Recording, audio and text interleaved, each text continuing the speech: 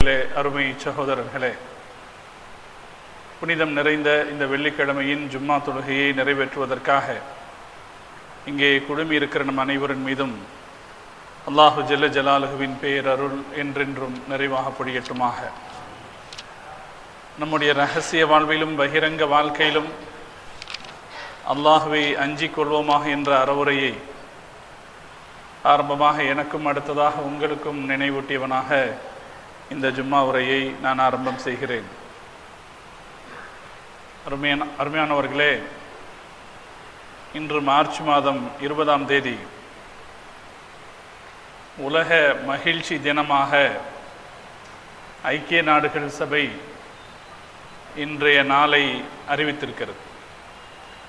International day of happiness என்று பெயர் கொடுத்து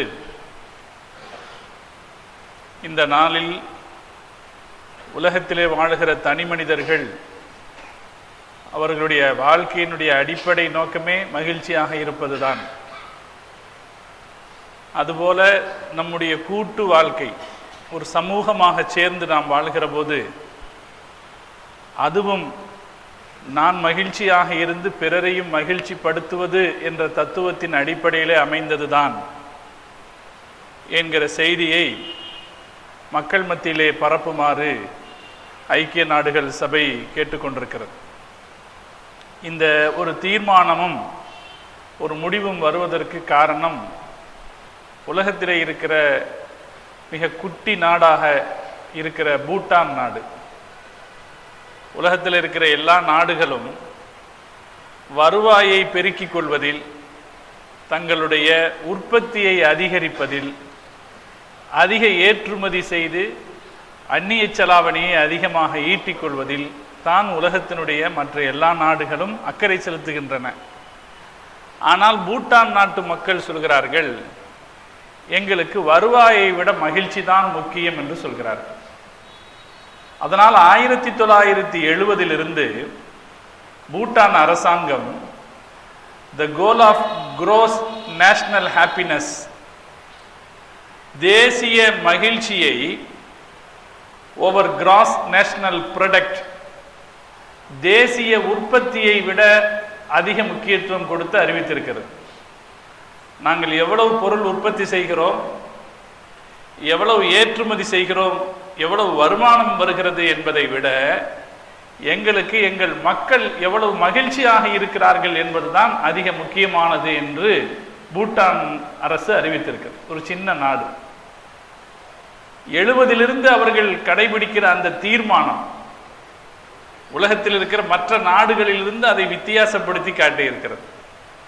பிடிவாதமாக அவர்கள் அந்த கொள்கையில் இருந்த காரணத்தினாலே அவர்களது தூண்டுதலின் அடிப்படையில் இந்த மார்ச் 20ஆம் நாளை உலக மகிழ்ச்சி நாளாக அறிவித்து, நம்ம வாழ்க்கையினுடைய நோக்கம் காசு சம்பாதிக்கிறதை விட, நம்ம வாழ்க்கையினுடைய நோக்கம் தொழில்நுட்பத்தில் முன்னேறதை விட, நம்ம வாழ்க்கையினுடைய நோக்கம் வசதி வாய்ப்புகளை பெருக்கிக்கிறத விட மகிழ்ச்சி தான் முக்கியங்கிற செய்தியை உலகம் முழுக்க எடுத்துட்டு போங்க என்ற ஒரு தீர்மானத்தை தன்னுடைய உறுப்பு நாடுகளுக்கு ஐக்கிய நாடுகள் சபை அறிவித்திருக்கிறது. 2 விஷயத்தை இதில் நம்ம பார்க்கலாம். முதல்ல, ஒரு சத்தியமான கருத்தை ஒரு சின்ன குழு தொடர்ந்து கடைபிடிக்கும் என்றால், ஒரு நல்ல சத்தியத்தை, ஒரு நல்ல தத்துவத்தை ஒரு குழு, சின்ன குழு தான், ஒரு சிறு குழு தொடர்ந்து கடைபிடிக்கும் என்றால் உலகம் அதன் பின்னால் போகிற ஒரு சூழ்நிலை வரும் என்ற ஒரு தத்துவத்தை இதில் நாம் புரிந்து கொள்கிறோம். ஒரு நேரத்தில் நீங்கள் ஒரு செய்தி பேசுகிற போது அது கேலியாக விளையாட்டாக தெரியலாம். 1970 எங்களுக்கு வளர்ச்சி எல்லாம் முக்கியம் இல்லை, மகிழ்ச்சி தான் முக்கியம் என்று பூட்டான் சொன்னபோது அது மற்ற பார்வையாளர்களுக்கு அது ஒரு கேலி பொருளாக தெரிந்திருக்கலாம். ஆனால் ஒரு 30-40 வருடம் கடந்த பிறகு உலகம் இன்றைக்கு இருக்கிற சூழலில், பொருளாதாரத்தை தேடுகிற அவசரத்தில், தொழில்நுட்பத்தினுடைய வளர்ச்சியின் உச்சத்தில், வாழ்க்கையினுடைய வசதிகள் பெருகி இருக்கிற சூழலில் எல்லாம் கிடைத்திருக்கிறது, கிடைக்க வேண்டிய மகிழ்ச்சி இல்லை என்று வருகிற போது பூட்டான் என்ன சொல்லுச்சோ அதுதான் சரி என்ற வழியிலே போக வேண்டிய நிர்பந்தத்தை உலகத்திற்கு அது ஏற்படுத்தி இருக்கிறது. அதனாலே நமக்கு இதிலிருந்து கிடைக்கிற ஒரு பாடம், நீங்க தனியாளாக இருந்தாலும் சரி, ஒரு சின்ன குழுவாக இருந்தாலும் சரி, ஒரு நல்ல தத்துவத்தை நீங்கள் தொடர்ந்து கடைபிடிப்பீர்கள் என்றால், அப்படி கடைபிடிக்கிற ஆரம்ப காலத்தில் உலகம் அதை கேலியாக பார்க்கும் என்றிருந்தாலும் கூட நீங்கள் தொடர்ந்து கடைபிடிக்க உலகம் உங்களுக்கு பின்னால் ஒரு நேரத்தில் வந்தே தீரும் என்கிற ஒரு தத்துவம் இதில் இருக்கிறது. இந்த தத்துவம் இதில் இருக்கிறது. அதற்கு அடுத்து இன்னொரு முக்கியமான தத்துவம் இதில் இருக்கிறது. நாமும் கூட நம்முடைய இன்றைய வாழ்வியல் போங்கிலே மகிழ்ச்சியை தொலைத்துவிட்ட ஒரு வாழ்க்கையை தேடிவிடக்கூடாது. நமக்கு கிடைத்திருக்கிற நாகரிக முன்னேற்றங்களோ, தொழில்நுட்ப வசதிகளோ, வாழ்க்கையினுடைய வசதிகளோ மகிழ்ச்சியை தொலைத்துவிட்ட ஒரு வாழ்க்கையை நமக்கு தந்துவிடக்கூடாது என்பதில் நாம் கவனமாக இருக்க வேண்டும். நாமும் மகிழ்ச்சியாக இருக்கணும், பிறரையும் மகிழ்ச்சியாக இருக்க வைக்கணும். வாழ்க்கையினுடைய அடிப்படை நோக்கங்களில் ஒன்றாக இது இருக்கணும். இன்னைக்குள்ள சூழல் எப்படி மாறிவிட்டதுன்னா, அடுத்தவர்கள் மீது வெறுப்புணர்வை ஏற்படுத்தக்கூடிய வேலையை ரொம்ப சாதாரணமாக பலரும் செய்து விடுகிறோம். ஒன்று நாம தெரிஞ்சு செய்கிறோம் அல்லது தெரியாமல் செய்கிறோம். வெறுப்புணர்வு ஏற்படுகிற வாய்ப்பு இருக்கிறது என்பதை குறித்து யோசிப்பதில்லை.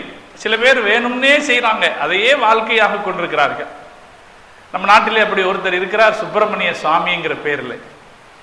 அவர் யார் என்பது, அவர் எத்தகைய ரகசிய பேர் வழி என்பது உலகத்திற்கு தெரியும். ஆனாலும் ஒரு ஜாதி அவர்களை காப்பாற்றி கொண்டிருக்கிறது. அவர் திடீரென்று ஒரு அரங்கிலே சொல்லுகிறார், ஒரு பெரிய பொறுப்பில் இருக்கிறவர்கள் எப்படி பேச வேண்டும்? பள்ளிவாசல் என்பது ஒரு கட்டிடம் தான், எப்படி வேண்டுமானாலும் இடிக்கலாம், எப்போது வேண்டுமானாலும் இடிக்கலாம். ஒரு பெரிய பொறுப்பில் இருக்கிறவர்கள் வேணுமென்றே இத்தகைய செய்திகளை அவர்கள் வெளியிடுறதனுடைய பின்னணியிலே அவங்க மனசுல என்ன இருக்குன்னு அர்த்தம்? ஒரு வெறுப்புணர்வையும் ஒரு சச்சரவையும் சண்டையையும் தோற்றுவிப்பதே அவர்களுடைய இலக்குன்னு தெரியுது. இது இழிவான மனிதர்களுடைய வேலை, கேவலமானவர்களுடைய வேலை. அவர்கள் இப்படித்தான் யோசிப்பார்கள், இப்படித்தான் பேசுவார்கள். அவர் எப்படி என்பது எல்லோருக்கும் தெரிந்த விஷயம்தான். ஏதோ சில அரசுகளுக்கு ஏஜெண்டாக இருக்கிற காரணத்தினால் மரியாதையை போல் அவர் காப்பாற்றப்படுகிறார் என்றாலும் ஒரு இழிவான மனிதருங்கிறத இந்த பேச்சும் எடுத்து காட்டி விடுகிறது. இப்படித்தான் உலகத்திலே இழிவானவர்கள் யோசிப்பார்கள். அடுத்தவங்க மேல கோபத்தை, அடுத்தவங்க மேல குரோதத்தை, ஒரு வெறுப்புணர்வை ஏற்படுத்துகிற வேலையை செய்வார்கள். நல்ல மனிதர்கள் என்று இருக்கிறவங்க அவங்க மகிழ்ச்சியா இருப்பாங்க, அடுத்தவர்களை கூடுமான வரைக்கும் மகிழ்ச்சியாக இருக்க வைக்க முயற்சி செய்வார்கள். குறைந்தபட்சம் பிறருக்கு தொல்லை தராமலாவது இருப்பார்கள்.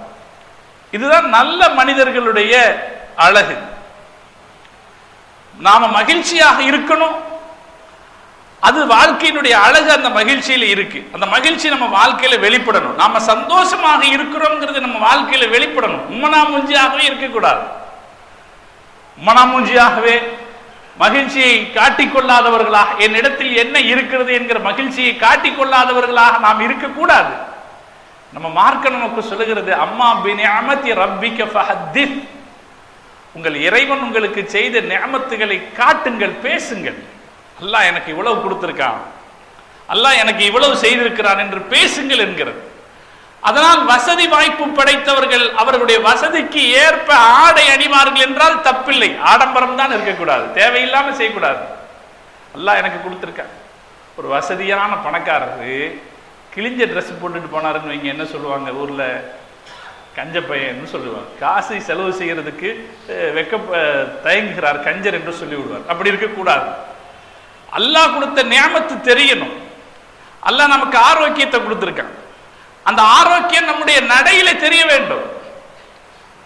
ஒரு இளைஞன் உமர் ரலியல்லாஹு தன்னுடைய காலத்துல ரொம்ப மெதுவா கூணுன மாதிரி நடந்து போய்கிட்டு இருந்தார். உமர் ரலியல்லாஹு தஆலா கையில எப்போது சின்னதா ஒரு சாட்டை வச்சிருப்பாங்க. அந்த சாட்டையால அவர் சாட்டையால் ஒரு உதறி விட்டு அவர்கிட்ட சொன்னாங்க, நல்ல நட, பலமாக நட என்றாங்க. அல்லாஹ் உனக்கு சக்தியை கொடுத்திருக்கானே, பலமா நட. இப்ப நமக்கு அல்லாஹ் கொடுத்த நியாமத்துகளை நாம் வெளிப்படுத்துகிற வகையில் வாழ வேண்டும். நம்முடைய வாழ்க்கை அப்படி இருக்கணும், மகிழ்ச்சியான வாழ்க்கையாக இருக்க வேண்டும். அதான் வாழ்க்கையினுடைய அழகு. எல்லா சுகங்களையும் இன்பங்களையும் நமக்குள்ளேயே பொத்தி வைத்துக் கொண்டு வாழக்கூடிய வாழ்க்கை அது ஒரு அழகான வாழ்க்கை அல்ல.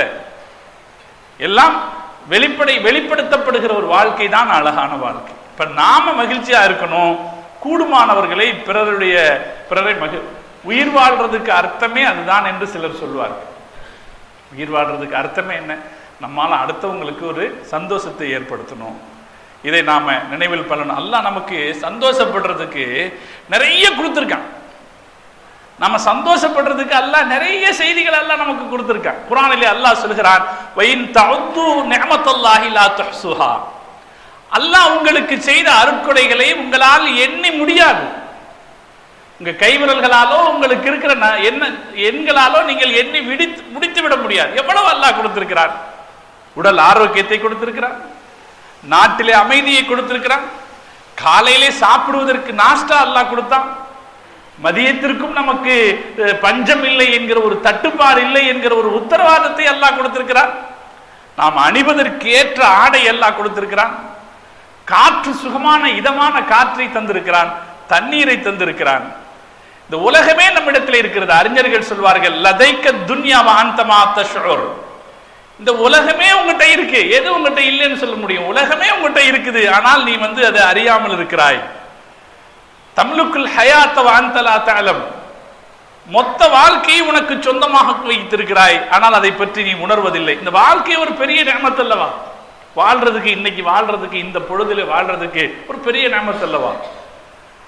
குர்ஆனுடைய இன்னொரு ஆயத்து சொல்கிறது, வஅஸ்பக அலைக்கும் நிஅமஹு லாஹிரத்தம் வபாத்தினா. அல்லாஹ் தனது அருட்கொடைகளை உங்களுக்கு வெளிப்படையாகவும் அந்தரங்கமாகவும் உங்கள் மீது பொழிந்திருக்கிறார். அஸ்பக அப்படிங்கிற வார்த்தைக்கு உங்கள் மீது அல்லாஹ் பொழிந்திருக்கிறார். கண் இருக்கிறது எவ்வளவு பெரிய அருட்கொடை. கண்ணாலே கலர்களை பார்க்க முடிகிறது, வண்ணங்களை பார்க்கிறோம் பாருங்க. வண்ணங்கள் இல்லாத ஒரு காலம் இருந்துச்சு, இப்ப வண்ணங்களை பார்க்கிற ஒரு காலம் இருந்தது. எவ்வளவு அழகாக இருக்கிறது, எவ்வளவு இன்பமாக, எவ்வளவு சுகமாக இருக்கிறது. ஒரு காலம் இருந்துச்சு, நம்ம பிளாக் அண்ட் ஒயிட் போட்டோ தான் இருக்கும், கிளியர் இல்லாத போட்டோ தான் இருக்கும். இப்ப கலர் போட்டோ, நாம என்ன ஆடை போட்டிருக்கிறோமோ அந்த ஆடையில் இருக்கிற கோடுகள் கூட உள்ளே தெரிகிற அளவுக்கான கலர் போட்டோ இருக்கிறது. நம்ம பார்க்க எவ்வளவு மகிழ்ச்சியாக இருக்கிறது.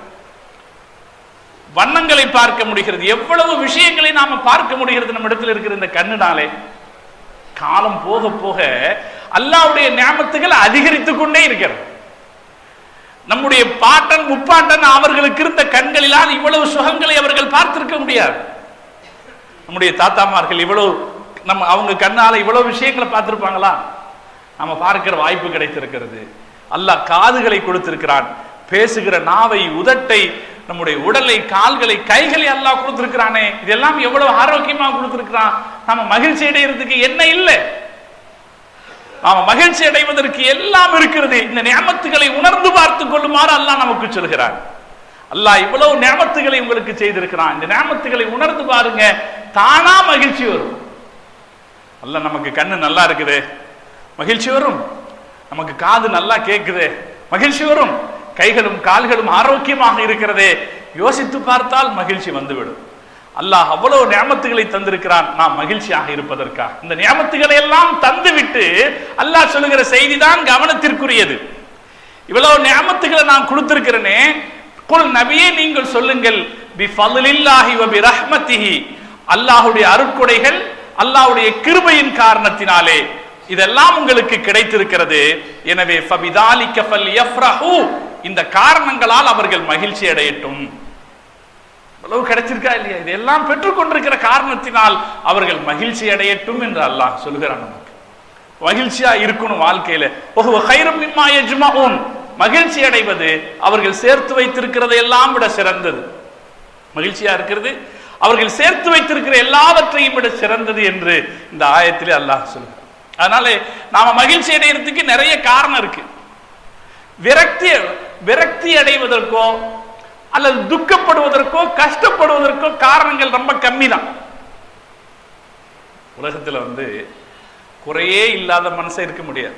எல்லா மனுஷங்கிட்டையும் ஒரு குறை இருக்கு. காசு இருந்தா வேற வகையான பிரச்சனைகள் இருக்கும், அல்லது காசு இல்லாவிட்டால் வேறு வகையான ஒருத்தர்கிட்ட எல்லாம் இருக்கிறது. காசு மட்டும் இல்லை என்றால் அது ஒரு பிரச்சனை. இப்படி பல வகை, ஏதாவது ஒரு வகையில் ஒருத்தர்கிட்ட ஒரு குறை இருக்கும். சாதாரணமாக நம்ம மக்களிடத்துல சொல்றது, தேவையில்லாம இந்த டாக்டர்கள்ட்ட போய் உங்களை பரிசோதனை பண்ணிக்காதீங்க. தேவை இருந்தால் உடனே பரிசோதனை பண்ணிடணும். ஒரு தேவை ஏற்பட்டு விட்டது என்றால் உடனே பரிசோதனை செய்து விட வேண்டும். ஒரு சின்ன பிரச்சனைனா அதை உடனே கவனித்து விட வேண்டும். அப்படி இல்லாம இன்னைக்கெல்லாம் நிறைய இந்த மெடிக்ளைம் பாலிசிகள் வந்த பிறகு சும்மா காசு போகக்கூடாது என்பதற்காக போய் டாக்டர்களிடத்திலே போய் எல்லா டெஸ்ட்டுகளையும் எடுத்து பார்க்கிறோம். இப்படி டெஸ்ட் எடுத்து பார்க்கிற போது கண்டிப்பா உடல்ல ஏதாவது ஒன்று கொஞ்சம் குறைவா இருக்கு.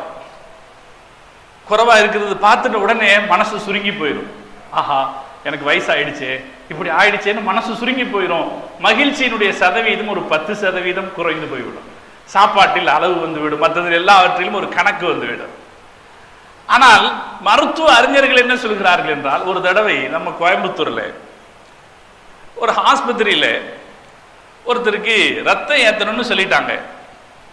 அவருடைய ஹீமோகுளோபினுடைய அளவு, ரத்தத்தில் இருக்கிற சிவப்பணுக்களுடைய அளவு 10 புள்ளி தான் இருக்கிறது. அதற்கு அதை ஒட்டித்தான் இருக்கிறது. அதனால அதில் ரத்தம் ஏற்ற வேண்டும் சொல்லிட்டாங்க. சரி, எதற்கும் இன்னொரு பெரிய டாக்டர் இடத்திலே கொண்டு போய் காட்டலாம் என்று ஒரு நிபுணர் இடத்திலே போய் கொண்டு போய் காட்டிய போது அவர் ஒரு உண்மையை சொன்னார். இதுக்கெல்லாம் ரத்தம் ஏற்றக்கூடாது, தப்பு. அவரை சொன்னதை நீங்க கேட்க வேணாம், இதை சரி பண்ணிடலாம்னு சொல்லிட்டு அவர் ஒரு உண்மையை சொன்னார். மெடிக்கல் புத்தகங்களில், மருத்துவ நூல்களில் பார்த்தீர்கள் என்றால், ஒரு மனிதனுடைய உடல்ல இருக்கிற ஹீமோகுளோபின், சிவப்பு அணுக்களின் அளவு 14% இருக்க வேண்டும். சராசரியாக ஒரு மனுஷனுக்கு 14% இருக்க வேண்டும்னு வரும். நம்ம யார் போய் எடுத்து பார்த்தாலும் 14% இருக்காது. பெரும்பாலும் 90% பேர் நாம் போய் டெஸ்ட் எடுத்து பார்த்தோம் என்றால் 14% இருக்காது. அப்ப அவர் சொன்னாரு, இப்படி மருத்துவம் நூல் சொல்லுகிறது வாஸ்தவம் தான், ஆனால் பெரும்பாலும் எல்லோருக்கும் அவ்வளவு இருக்காது. சில பேருக்கு அதை விட ஜாஸ்தி இருக்கும், அது வேற. பெரும்பாலும் அதுக்கு கீழே தான் இருக்கும். அதிலும் குறிப்பாக இந்திய மக்களுக்கு ஹீமோகுளோபினுடைய சராசரி அளவு 10 தான். 10% இருந்தால் போதுமானது, அது ஏற்றுக்கொள்ள தகுந்தது தான் என்று அவர் சொல்லிவிட்டு இதை சொன்னார். அப்ப அவர் பெரிய வாழ்க்கையினுடைய ஒரு பெரிய மகிழ்ச்சியின் சாவியை நமக்கு கொடுத்த மாதிரி இருந்துச்சு. இவ்வளவு இருந்தால் சிறந்ததுதான், ஆனால் அவ்வளவு இல்லை என்றால் அது குறைபட்டுக் கொள்ள தகுந்தது அல்ல. அதுல தெரியுதா இல்லையா? 14 இருந்துச்சுன்னா ஓகே, அது நல்லதுதான். 14 இல்லை என்றால் அது குறைபட்டுக் கொள்ள தகுந்ததில்லை. 10 இருக்கிறது என்றால் அது குறைபட்டுக் கொள்ள தகுந்ததில்லை என்கிற ஒரு அற்புதமான தத்துவத்தை அவர் சொல்லிக் கொடுத்தார். வாழ்க்கையிலே மகிழ்ச்சிக்கான ஒரு சாவியை கொடுத்தது போல் இருந்துச்சு. இது எல்லாத்துக்கும் பொருந்தும். காசு இவ்வளவு இருந்தா நல்லதுதான், ஆனால் இவ்வளவு இருப்பதனால் தப்பில்லை. அதுபோல எல்லா விஷயங்களும், மகிழ்ச்சிக்குரிய எல்லா விஷயங்களும், குடும்பம் இப்படி இருந்தால் நல்லதுதான், ஆனால் இப்படி இருந்தால் தப்பில்லை. ஒவ்வொரு விஷயத்திலையும் இப்படி இருந்தால் சிறந்ததுதான் என்றாலும் இப்படி இருந்தால் தப்பில்லை என்கிற மனோநிலையை நாம் புரிந்து கொள்வோம் என்றால் வாழ்க்கையிலே குறைப்படுவதற்கு எதுவும் இருக்காது. அல்லாஹ் நமக்கு எந்த குறையும் வைத்திருக்கவில்லை என்று நாம் சாதாரணமாக உணர்ந்து கொள்ளலாம். முகமது நபிகள் நாயகம் ஸல்லல்லாஹு அலைஹி வஸல்லம் அவர்கள் மிக அற்புதமாக இதை நமக்கு சொல்லிக் கொடுத்தார்கள். வாழ்க்கை தத்துவத்தை, மகிழ்ச்சியா இருக்கிறதுக்கான யதார்த்தமான வாழ்க்கை தத்துவத்தை. அபூ ஹுரைரா ரலியல்லாஹு தஆலா அவர்கள் அறிவிக்கிறார்கள், உந்துரு இலா மன் ஹுவ அஸ்ஃபல் மின்கும், உங்களை விட கீழ்நிலையில் இருப்பவர்களை பாருங்கள். வலா தந்துரு இலா மன் ஹுவ ஃபௌகக்கும், உங்களுக்கு மேலே இருப்பவர்களை பார்க்காதீர்கள். அருமையான வாசகம். மேலே இருக்கிறவங்களை பார்த்தா இருக்கிற மகிழ்ச்சி காணாம போயிடும். நான் அடிக்கடி பலமுறை உங்கள்கிட்ட சொல்லிட்டு இருக்கேன், சைக்கிளில் போறவர் ரொம்ப ராகத்தா தான் சைக்கிளில் போவார். அவருக்கு தகுந்த, அவருடைய வாழ்க்கைக்கு ஏற்ற வகையில பாட்டு பாடிக்கொண்டு, அவருக்கு தெரிந்த மெட்டுக்களை முணுமுணுத்து கொண்டு வாழ்க்கையில போய்கிட்டே இருப்பார். பக்கத்துல எத்தனை வண்டிகள் போனாலும் அவர் அதை பத்தி கவலைப்பட மாட்டார், அவர் போய்கிட்டே இருப்பார். என்றைக்காவது ஒரு நாள் நமக்கு ஒரு ஸ்கூட்டர் இல்லையே அல்லது ஒரு பைக் இல்லையே என்று அவர் யோசித்து விட்டார் என்றால் அதுக்கப்புறம் சைக்கிள் மிதிக்கிறது அவருக்கு சிரமமாகிவிடும். எப்பவும் சைக்கிள்ல போற ஆள் தான் ஒரு ஸ்கூட்டரை பார்த்துட்டாரு அல்லது ஒரு பைக்கை பார்த்துட்டாரு, அட இப்படி ஒரு நமக்கு இல்லையே என்று நினைத்து விட்டார் என்றால் அது அவருக்கு சிரமமாகிவிடும். சாதாரண கார்ல போற, இப்ப நம்மள நிறைய பேரு சாதாரணமா கார்ல போற போது இப்பெல்லாம் புது புது கார்கள், இப்ப இருக்கிற வியாபார மெத்தேடு அமைப்பே எப்படின்னா, உங்க ஜோப்புல நீங்க காசு வச்சுக்க கூடாது. இதான் அரசுகளுடைய திட்டமே. அரசுகளுடைய திட்டம், கம்பெனிகளுடைய திட்டமே என்னன்னா, உங்க ஜோப்புல நீங்க காசு வச்சுக்க கூடாது. இருக்கிற காசு எல்லாத்தையும் நீங்க யார்கிட்டயாவது கொடுத்துடணும். கூடுமான வரைக்கும் உங்களை கடனாளி ஆக்கிடணும். ஐரோப்பிய அரசுகள் தங்கள் மக்களை அடக்கி வைப்பதற்கான திட்டத்தை இன்றைக்கு உலக வியாபார தத்துவமாக எல்லாருக்கும் பரப்பிட்டாங்க. அதனால எப்படியாவது காசு விடுங்குவாங்க. ஒரு கார் வாங்கியிருப்பாரு, 2வது வருஷத்துல பார்த்தா அதை விட ஒரு பெட்டர், அதை விட சிறந்த ஒரு கார் இருக்கும். அதை பார்க்க ஆரம்பிச்சதுக்கு அப்புறம் நம்ம கார் நல்லா இருந்தா கூட அதை ரசிக்காது. உலகத்தினுடைய இயல்பு. முகமது நபிகள் நாயகம் ஸல்லல்லாஹு அலைஹி வஸல்லம் அவர்கள் சொன்னார்கள், உந்துரு இலா மன் ஹுவ அஸ்ஃபல் மின்கும், உங்களுக்கு கீழே இருக்கிறவங்களை பாருங்க, மகிழ்ச்சி தானா வரும். ஹஸரத் அலி ரலியல்லாஹு தஆலா அவர்கள் சொன்னார்கள், செருப்பில்லையே என்று கவலைப்பட்டேன், கால்களே இல்லாதவனை பார்க்கிறவரே என்று சொன்னார். அல்லாஹ் செருப்பு தான் போட முடியல, ஆனா அல்லாஹ் காலம் கொடுத்திருக்கானே நடக்கிறதுக்கு என்று நினைத்தால் சந்தோஷம் வருவதற்கு வேற எங்கும் நாம போக வேண்டியதில்லை, தானா சந்தோஷம் வந்துடும். உலகத்திலே பல பேருக்கு அவர்கள் வெயிலிலிருந்தும் மழையிலிருந்தும் தங்களை காத்துக் கொள்வதற்கு கூரைகள் இல்லை. அப்படி இருக்கிற மக்கள் வாழ்ற இடத்துல நம்ம வாழ்றதுக்கு சாதாரணமாகவாவது ஒரு வீடு இருக்கிறதே, ஒரு ஓட்டு வீடாவது இருக்கிறதே என்று நினைத்து விட்டால் மகிழ்ச்சிக்கு வேற எங்கேயும் நாம் போக வேண்டியது. அப்படி நம்மிடத்துல இருப்பதை நாம யோசித்து நமக்கு மேலே இருப்பதை பார்க்காமல் இருந்து விட்டோம் என்றால் மகிழ்ச்சி தானாக வந்துவிடும். பெருமானார் ஸல்லல்லாஹு அலைஹி வஸல்லம் சொன்னாங்க, ஃபஇன்னஹு அஜ்தரு அல்லா தஸ்துரு நிஅமத்தல்லாஹி அலைக்கும், அல்லாஹ் உங்களுக்கு செய்த நிஅமத்தை நீங்கள் குறைத்து மதிப்பிடாமல் இருக்க அது உதவும். மேல பார்க்காதீங்க, கீழே பாருங்க. இந்த உலகியல் விஷயங்கள்ல மேல பார்க்காதீங்க, கீழே பார்த்து பழகுங்கள். உங்களுடைய மகிழ்ச்சி உங்களிடத்துல இருக்கும். சில பேர் நிறைய சம்பாதிப்பாங்க, நிறைய சம்பாதிக்க, சில பேர் திடீர்னு சீக்கிரமா சம்பாதிச்சிருவாங்க. அது அல்லாஹ் கொடுக்கிற பரக்கத்து. சீக்கிரமா ஒருத்தர் ஒரு ரியல் எஸ்டேட்ல ஈடுபட்டார், திடீர்னு சம்பாதிச்சிருவார். அதை பார்த்த உடனே 10 பேருக்கு ஆசை வரும். இருக்கிற தொழில் அவர்களுக்கு ரசிக்காது. நிலையாக வருமானம் வந்துட்டு இருக்கிற தொழிலை விட்டுட்டு படக்குனா அதுக்கு தாவுவாங்க. முன்ன இருந்ததை விட நிலைமை மோசமாகிய பிறகுதான் ஏன் இப்படி வந்தோன்னு நினைப்பாங்க. பல சந்தர்ப்பங்களிலும் இப்படி நடக்கிறது. வாழ்க்கையினுடைய யதார்த்த தத்துவத்தை நாம் புரிந்து கொள்ளாததால் இப்படி நடக்கிறது. சில பேருக்கு அவர்கள் குடும்ப விஷயத்துல, மனைவி விஷயத்துல இப்படி இருக்கலாம், ஆனா எனக்கு இப்படி இருந்தா நல்லா இருந்திருக்குமே, நல்லா இருந்திருக்குமே என்பதை விட இதில் எவ்வளவு நன்மை கிடைத்திருக்கிறது என்று யோசிப்பார்கள் என்றால் அவர்களது மகிழ்ச்சிக்கு அவர்கள் வேற எங்கும் போக வேண்டிய தேவை இருக்காது, தானால் மகிழ்ச்சி வந்துவிடும். முஹம்மது ரசூலுல்லாஹி ஸல்லல்லாஹு அலைஹி வஸல்லம் அவர்கள் ரொம்ப அற்புதமாக இதை நமக்கு சொல்லிக் கொடுத்தார்கள். நீங்க மேலே இருக்கிறத பார்க்காதீங்க, அல்லாஹ் உங்களுக்கு செய்திருக்கிற நியமத்துக்களை நினைச்சு பாருங்க, மகிழ்ச்சி உங்களுக்கு தானாக வரும். 2 விஷயம், ஒண்ணு உங்க மகிழ்ச்சி தங்கும், 2வது அல்லாஹ்வுடைய அருட்கொடைகளை நீங்கள் குறைத்து மதிப்பிடாமல் இருக்க அது உதவும் என்று பெருமானார் ஸல்லல்லாஹு அலைஹி வஸல்லம் அவர்கள் சொன்னார்கள். எனவே நம்மகிட்ட மகிழ்ச்சிக்கு நிறைய காரணம் இருக்கு மகிழ்ச்சி அடைவதற்கு. சில பேர் பாருங்க எப்பவும் சோகமாவே இருப்பாங்க, எதையோ பறிகொடுத்த மாதிரி இருப்பாங்க. எது இருந்தாலும் மகிழ்ச்சியை வெளிப்படுத்திக் கொள்ளாமல் எதையோ பறிகொடுத்த மாதிரியே இருப்பாங்க. சிலருடைய மனோநிலை அப்படியே செட்டா இருக்கும். அதுலேயும் சில குறிப்பாக இளைஞர்கள் இந்த எண்ணத்தை இது சைத்தானிய எண்ணம் என்று தூக்கி எறிந்து விட வேண்டும். அல்லாஹ் கொடுத்திருக்கிற இளமையை விட இந்த உலகத்தில் மகிழ்ச்சி அடைவதற்கு வேற எதுவும் தேவையில்லை. அவ்வளவு இளமையினுடைய சக்திங்கிறது அவ்வளவு பிரம்மாண்டமான சக்தி. வாழ்க்கையில காசுதான் மகிழ்ச்சி என்று நினைத்து விட்டோம் என்றால் நாம் மகிழ்ச்சியினுடைய அர்த்தத்தை புரிந்து கொள்ளவில்லைன்னு அர்த்தம். காசுல தான் மகிழ்ச்சி இருக்கிறது, அல்லது பெரிய அந்தஸ்திலே தான் மகிழ்ச்சி இருக்கிறது, அல்லது பெரிய பெரிய வாழ்க்கை வசதிகளை வைத்துக் கொள்வதில் தான் மகிழ்ச்சி இருக்கிறது என்று நினைத்தோம் என்றால், இன்னைக்கு பல பேர்த்திட்ட இந்த கையில பெரிய போன் இல்லாட்டி மகிழ்ச்சி போயிடுது. பெரிய போன் கையில இருக்கணும், அப்பதான் மகிழ்ச்சி வரும் என்று நினை. தேவை இருக்கிறதோ இல்லையோ, பயன்படுத்த தெரியுமோ தெரியாதோ, ஆனால் இந்த பெரிய போன் இல்லை என்றால் மகிழ்ச்சி குறைந்து போய் விடுகிறது. சின்ன போனை வச்சிருக்கிறது ரொம்ப கேவலமாக தெரிகிறது. அப்படி அல்ல, எந்த பொருளிலும் அல்லாஹ் மகிழ்ச்சியை வைக்கவில்லை. மகிழ்ச்சியை அல்லாஹ் நம் மனசுல தான் வைத்திருக்கிறார். எந்த பொருளிலும் அல்லாஹ் மகிழ்ச்சியை வைக்கவில்லை. ஒரு ஆச்சரியமான புள்ளி விவரத்தை நான் பார்த்தேன், ஒரு ஆச்சரியமான அதிசயமான புள்ளி விவரத்தை நான் பார்த்தேன். அருமையானவர்களே, அந்த புள்ளி விவரம் என்ன சொல்லுகிறது? உலகத்துல நீங்க பொருள்களில் தான் மகிழ்ச்சி இருக்கிறது என்று நினைப்பீர்கள் என்றால் உலகத்துல அதிக சந்தோஷமா இருக்க வேண்டியது யாரு? பொருட்களிலும் காசு பணத்திலும் தொழில்நுட்பத்திலும் வசதி வாய்ப்புகளிலும் தான் மகிழ்ச்சி இருக்கிறது என்று நினைச்சா உலகத்துல அதிகமா மகிழ்ச்சியா இருக்க வேண்டியது யாரு? ஒரு சுவிட்சர்லாந்து நாட்டுக்காரர்களை சொல்லலாம், அல்லது ஒரு அமெரிக்கர்களை சொல்லலாம், பிரிட்டிஷ்காரர்களை சொல்லலாம், அல்லது பிரான்ஸ் தேசத்து மக்களை சொல்லலாம் என்று நாம நினைப்போம். ஒரு வரலாறு, இன்றைய ஆய்வுகள் ஒரு ஆச்சரியமான புள்ளி விவரத்தை சொல்லுகிறது. உலகத்திலேயே மிக அதிகமாக மகிழ்ச்சியாக இருக்கிற மக்கள் இந்தோனேஷியர்கள், இரண்டாவது இடத்தில் இருப்பவர்கள் இந்தியர்கள், மூன்றாவது இடத்தில் இருப்பவர்கள் மெக்சிகோக்காரர்கள். இப்ப இந்தோனேஷியாங்கிற நாடு எப்படின்னு நமக்கு தெரியும். வருஷத்துல சதா 2 தடவை புயல் அடிச்சிடும், ஒரு 4 பூகம்பம் வந்துடும். உலகத்தில் அதிக பூகம்ப தாக்குதலுக்கும் புயலுக்கும் ஆளாகிற நாடு இந்தோனேஷிய நாடு.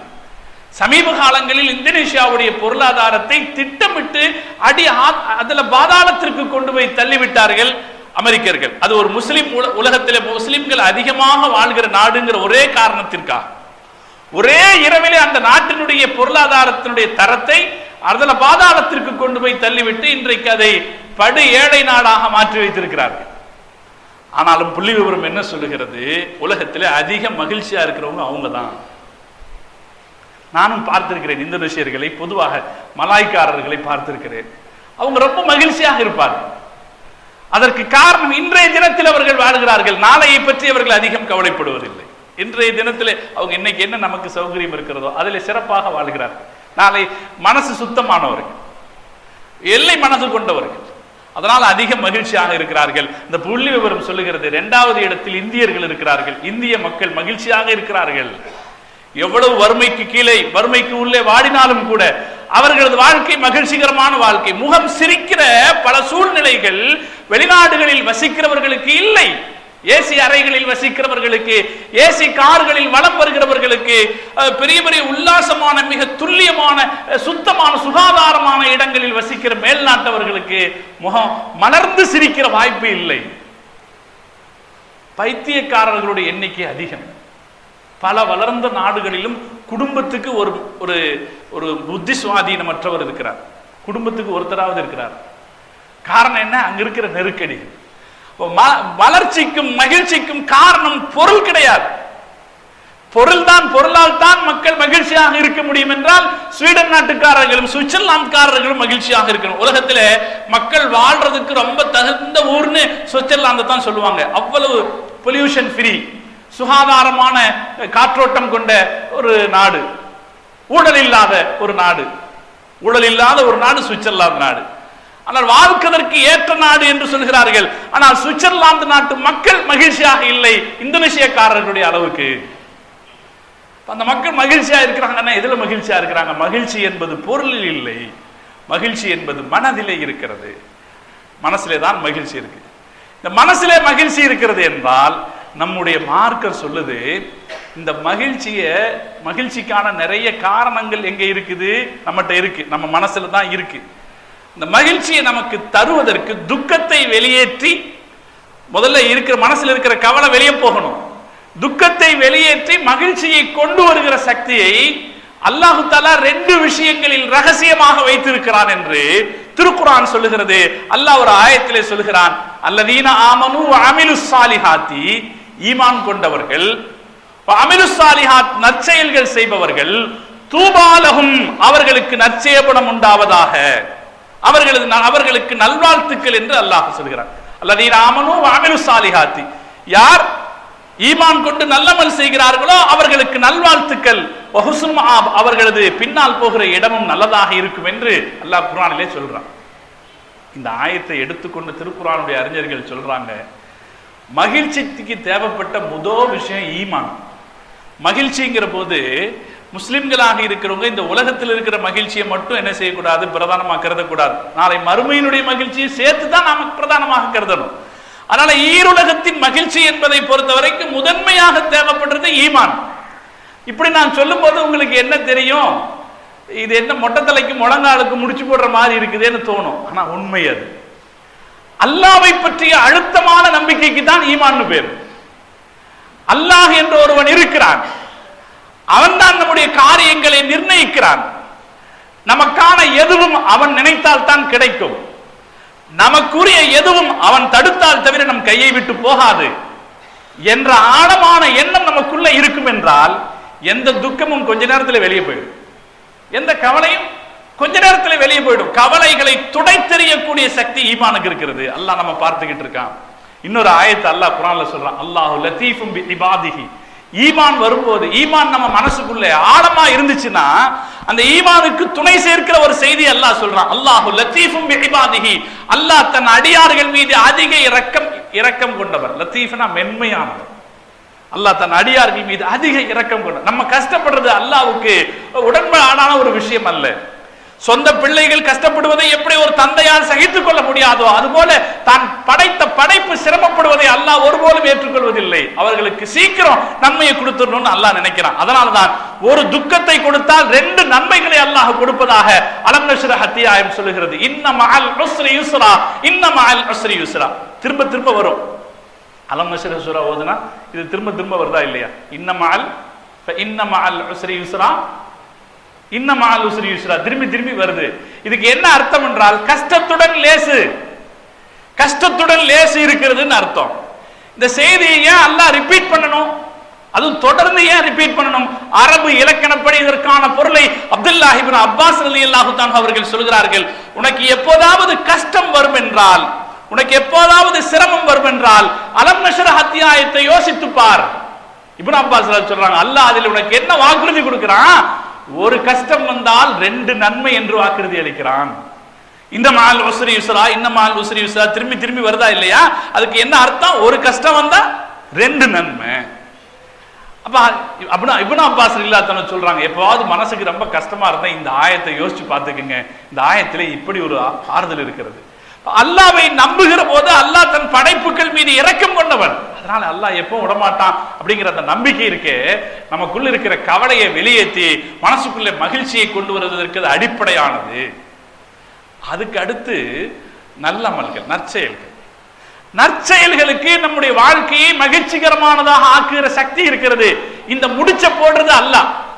இப்படி ஒரு முடிச்சு இருக்குது, இதுக்கு இதுக்கு இது ஒரு தொடர்பு இருக்குதுன்னு ஒரு முடிச்சு போடுறது மனுஷன் அல்ல, அல்லாஹ் போட்டிருக்கிறான். அவன் தான் இந்த உலகத்தை படைச்சவன். மனுஷனுக்கு மகிழ்ச்சியையும் துக்கத்தையும் கொடுக்கிறது அல்லாஹ் தான். அந்த அல்லாஹ் ஒரு முடிச்சு போடுறான். நல்லமல்கள் செய்தீர்கள் என்றால் வாழ்த்துக்கள் என்கிறான் அல்லாஹ். வாழ்த்துக்கள் என்கிற வார்த்தைக்கு அப்துல்லாஹ் இப்னு அப்பாஸ் ரலியல்லாஹு தஆலா அவர்கள் பொருள் சொல்கிறார்கள். வாழ்த்துக்கள் அல்லாஹ் சொல்றானே, இதுக்கு என்ன அர்த்தம்? அவர்கள் அர்த்தம் அல் ஃபரஹ், மகிழ்ச்சி என்ற அர்த்தம். இக்ரிமா ரலியல்லாஹு தஆலா அவர்கள் இந்த வாழ்த்துக்கள் அல்லாஹ் சொல்றானே, இதுக்கு என்ன அர்த்தம்னு அவங்க விளக்கம் சொன்னாங்க. நிஅமமாலுஹும், அவர்களுடைய காசு நல்ல காசாகிவிடும். யாரு ஈமான் கொண்டு நல்லமல்கள் செய்கிறார்களோ அவருடைய காசு நல்ல காசாகிவிடும். அதே போல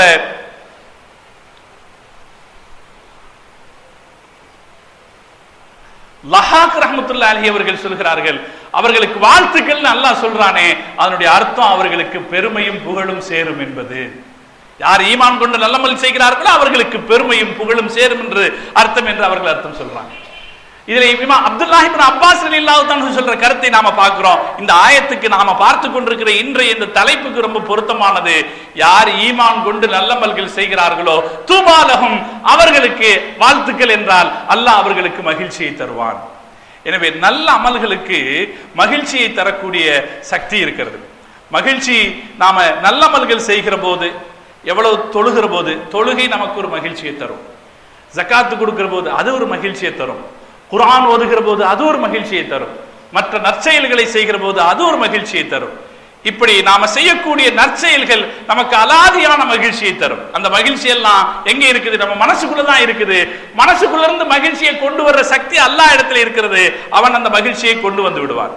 அருமையானவர்களே, முஹம்மது ரசூலுல்லாஹி ஸல்லல்லாஹு அலைஹி வஸல்லம் சொன்னாங்க, ஈமான் இருக்கிற இடத்துல மகிழ்ச்சிக்கான வாய்ப்பு இருக்குதுன்னு சொல்றோமே, அதுக்கு ஒரு ஹதீஸ்ல ஸல்லல்லாஹு சொன்னாங்க, அஜபன் லி அம்ரில் முஃமினி, மூமினானவனுடைய காரியங்கள் எல்லாமே ஆச்சரியமானதுதான். ஒரு மூமினுடைய எல்லா விஷயமும் ஆச்சரியமானதுதான். குல்லுஹு கைருன், அவனுடைய எல்லா விஷயங்களும் ஆச்சரியமானதுதான். மூமினை தவிர வேற யாருக்கு இந்த ஒரு வாய்ப்பு கிடைக்காது. இன் அசாபத்துஹு சர்ரா, மூமினுக்கு ஒரு மகிழ்ச்சி ஏற்பட்டதுன்னா என்ன செய்வான்? அவன் ஷக்கர, அல்லாஹ்வுக்கு நன்றி செலுத்துவான். சொல்லுவாங்களா இல்லையா? ஒரு மூமினுக்கு, ஒருத்தருக்கு ஒரு ஆண் குழந்தை பிறந்துச்சு, பிறந்த உடனே என்ன சொல்லுவாரு? அல்ஹம்துலில்லாஹ். அல்லது ஒரு குழந்தை சுகமா பிறந்துச்சு, அல்ஹம்துலில்லாஹ்னு சொல்லுவார். ஒரு மகிழ்ச்சி ஏற்பட்டால் அவர் அல்லாஹ்வுக்கு நன்றி செலுத்துகிறார். அது அவருக்கு நன்மையாக போய்விடுகிறது.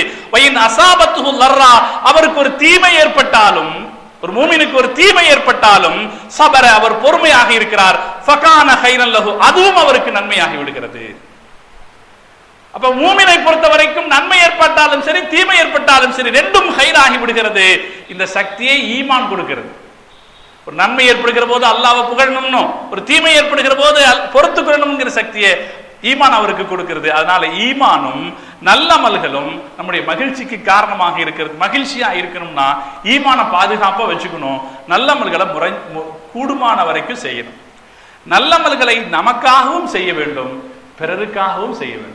நற்செயல்கள் செய்கிற போது நமக்காகவும் செய்யணும், அடுத்தவங்களுக்காகவும் செய்யணும். பெருமானார் ஸல்லல்லாஹு அலைஹி வஸல்லம் சொன்னாங்க ஒரு ஹதீஸ், ரொம்ப அருமையான ஹதீஸ். அல்லாஹ்வுக்கு மிக பிடித்த செயல் எது என்றால், அல்லாஹ்வுக்கு மிக பிடித்த செயல் எது?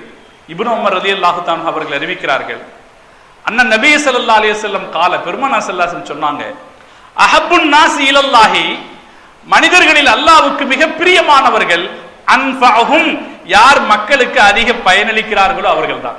அல்லாஹ்வுக்கு ரொம்ப பிடிச்சது யாருன்னா, சக மனிதனுக்கு உதவியாக இருப்பவர்களை கண்டால் அல்லாஹ்வுக்கு ரொம்ப பிடிக்கும்.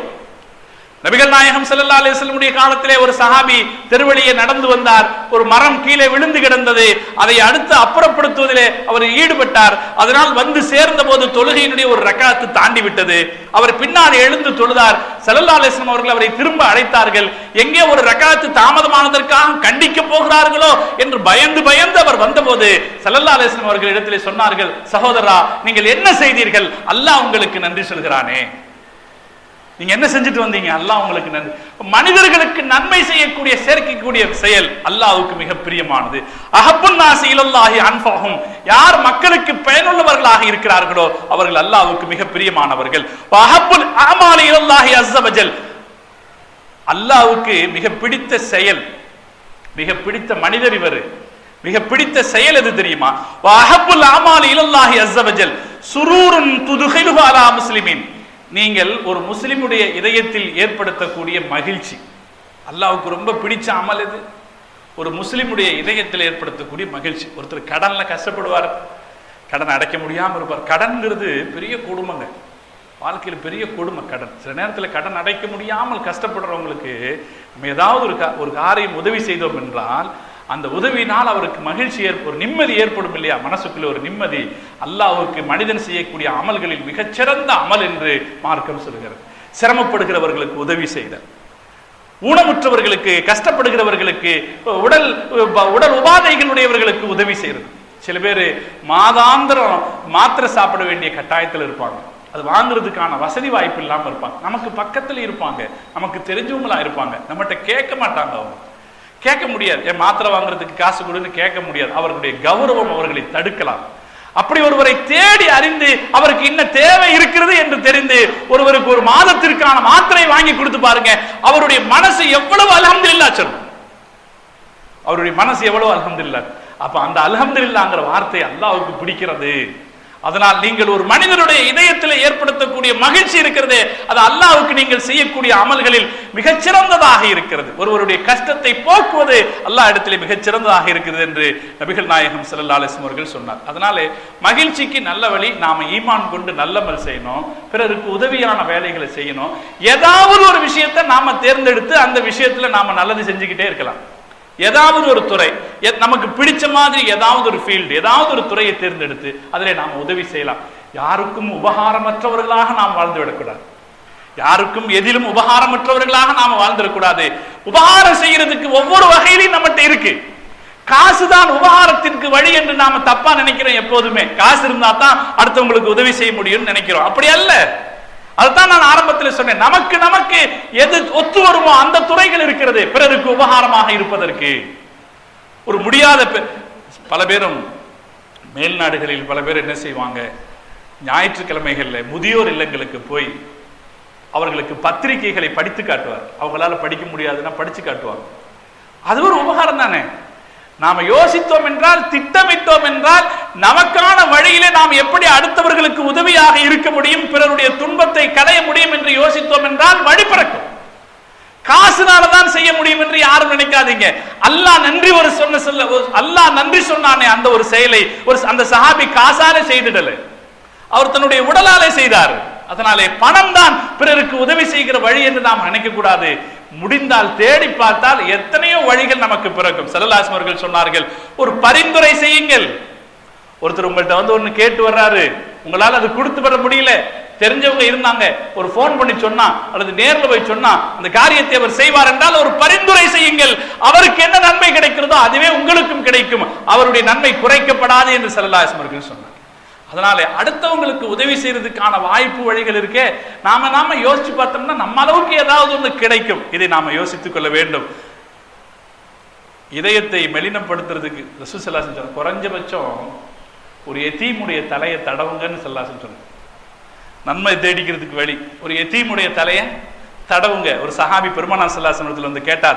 அபூ ஹுரைரா ரலியல்லாஹு தஆலா அவர்கள் அறிவிக்கிறார்கள், அன்ன ரஜுலன் ஷகா இல நபி ஸல்லல்லாஹு அலைஹி வஸல்லம் கஸ்வத கல்பிஹி, ஒருவர் பெருமானாரிடத்தில் வந்து என் இதயம் ரொம்ப கெட்டியாக இருக்கிறது, அது இலகாமல் இருக்கிறது என்று முறையிட்ட போது ஸல்லல்லாஹு அலைஹி வஸல்லம் அவர்கள் அவருக்கு சொன்னார்கள், இன் அரத்தை எலீன கல்புக, உன்னுடைய இதயம் லேசாக வேண்டும் என்று, மென்மையாக வேண்டும் என்று நீ நினைத்தால் ஃபத்இமில் மசாகின், ஏழைகளுக்கு உணவு கொடு, வம்ஸஹ ரஅஸல் யதீம், யதீமானவருடைய தலையை தடவுன்னு ஸல்லல்லாஹு அலைஹி வஸல்லம் அவர்கள் சொன்னார்.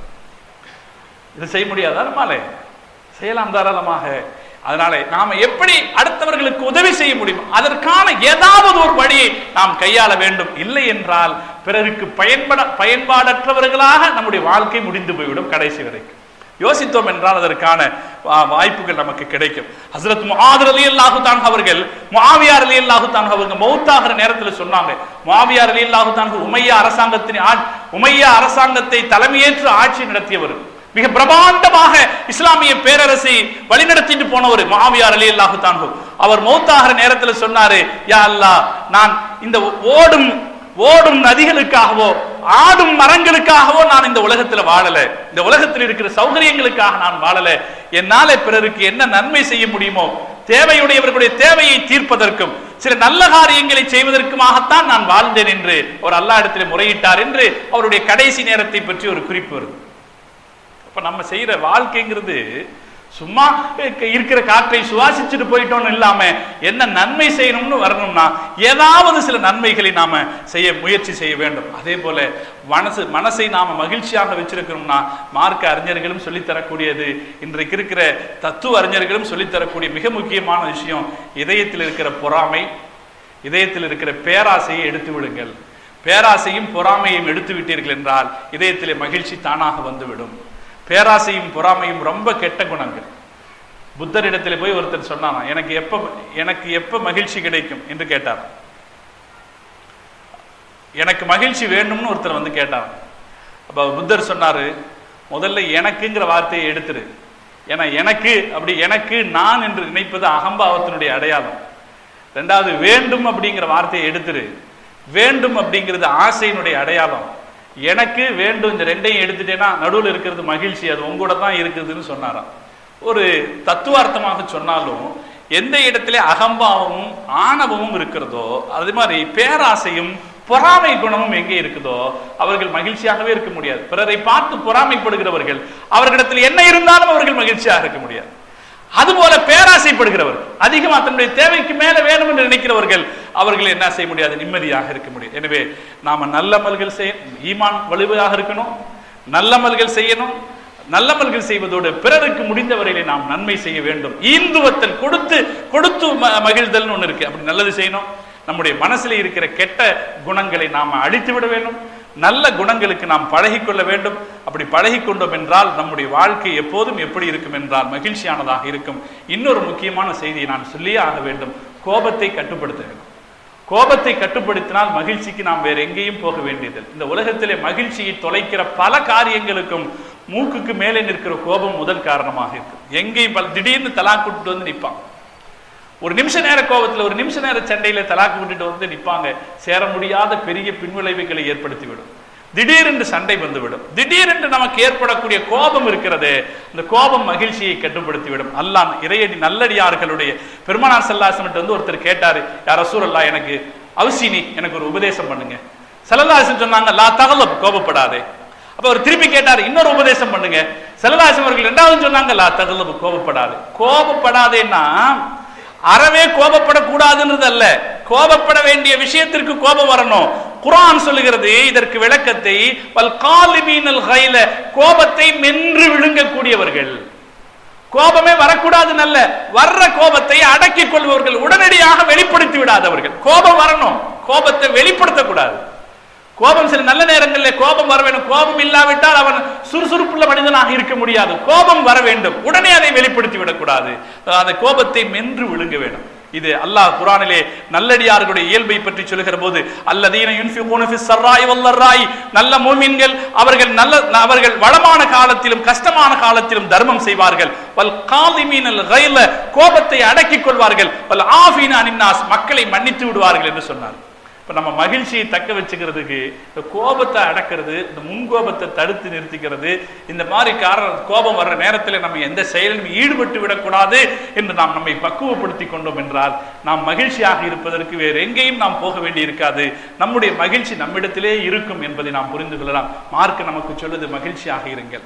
அதே நேரத்திலே அல்லாஹ் குர்ஆனிலே இன்னொரு இடத்துல சொல்றான், லா தஃப்ரஹ், மகிழ்ச்சி அடையாதீர்கள்ங்கிறான். ஒரு இடத்துல மகிழ்ச்சின்னு சொல்லக்கூடிய அல்லாஹ் இன்னொரு இடத்துல மகிழ்ச்சி அடையாதீர்கள்ங்கிறான். அது யாரை பார்த்து சொன்னது என்றால் காரூனை பார்த்து சொன்னது. காரூன் என்கிற மூசா அலைஹிஸ்ஸலாம் காலத்துல ஒரு பணக்காரன் வாழ்ந்தான். அவன் மகிழ்ச்சி அடைந்தான்.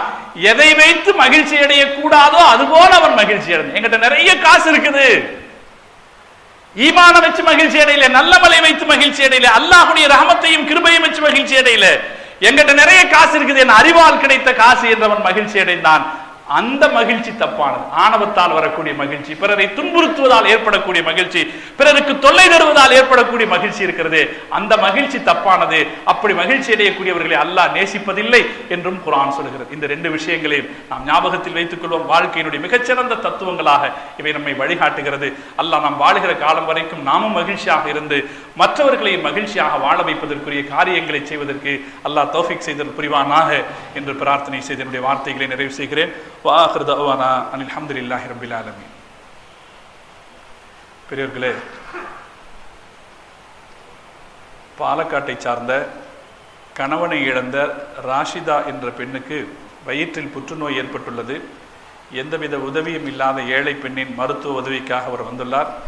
அவருடைய புற்றுநோய் அறுவை சிகிச்சைக்காக உங்களுடைய தாராளமான உதவிகளை நீங்கள் தொழுதுவிட்டு செல்லும்போது வழங்க வேண்டுமாறு அன்போடு கேட்டுக்கொள்கிறோம். இன்னொரு அறிவிப்பு, வரக்கூடிய ஞாயிற்றுக்கிழமை 22/3/15 ஞாயிற்றுக்கிழமை மாலை 5:30 மணி அளவில் கோட்டை வின்சென்ட் ரோட்டில் ஷரியத் மாநாடு நடைபெற இருக்கிறது. அந்த மாநாட்டில் தமிழகத்தினுடைய தலை சிறந்த அறிஞர் பெருமக்களான ஹாமித் பக்ரி என்கிறவரும் அதே போல ஷைஃபுத்தீன் ரிஷாதி ஹசரத் அவர்களும் உரையாற்ற இருக்கிறார்கள். நம்முடைய முஸ்லிம் சமூகத்திலே கொஞ்சம் கொஞ்சமாக புறையோடி போய்கொண்டு வரக்கூடிய, இஸ்லாத்தை விட்டு வெளியே போகக்கூடிய சிலவர்களை பற்றி அடையாளம் காட்ட வேண்டிய ஒரு முக்கியமான நிகழ்வாக இந்த நிகழ்வு நடைபெற இருக்கிறது. எனவே அதிலே கலந்து பயன்பெறுமாறு அன்போடு கேட்டுக்கொள்கிறோம். அஸ்ஸலாமு அலைக்கும் வரஹ்மத்துல்லாஹி வபரகாத்துஹு. அதே போல இன்னொரு முக்கிய அறிவிப்பு, கேரள மாநிலம் பாலக்காடு மாவட்டம் நண்டங்கலவாயில் குடியிருக்கிற NA சலீம் அவர்களுடைய உடல்நிலை பாதித்து சுயநினைவின்றி அவர் திருச்சூர் மிஷன் ஹாஸ்பிட்டலில் இருக்கிறார். அவருக்காக துஆ செய்யுமாறு கேட்டுக்கொண்டிருக்கிறார்கள். அல்லாஹ் ஜல்ல ஜலாலுஹு அந்த சகோதரருடைய வியாதியை மிக